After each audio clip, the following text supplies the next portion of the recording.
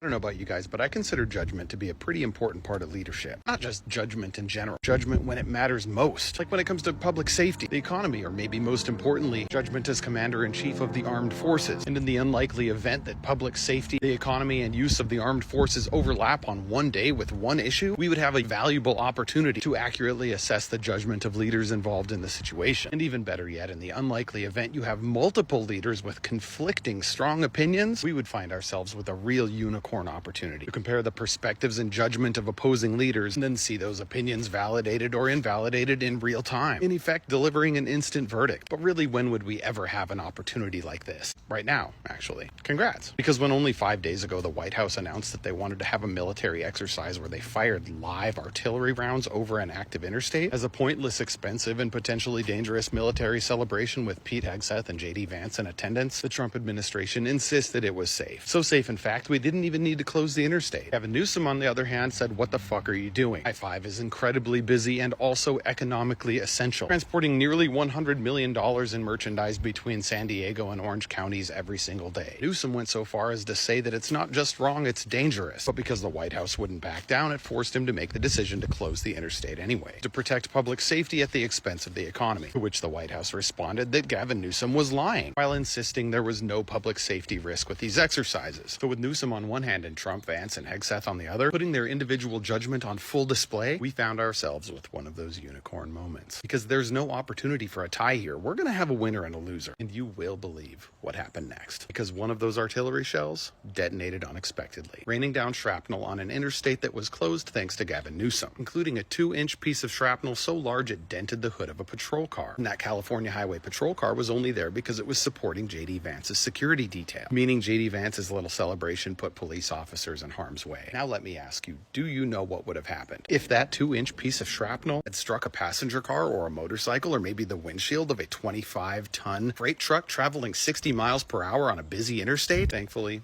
we'll never know because Gavin Newsom decided it wasn't worth the risk, while JD Vance, the future 2028 Republican candidate for president, was fully prepared to sit by and watch it happen with front row seats. Newsom won, Vance 0. You know how I know Trump is cooked? After describing how angry he is at Kamala Harris and saying he's entitled to personal attacks, he said, "She'll be a terrible president."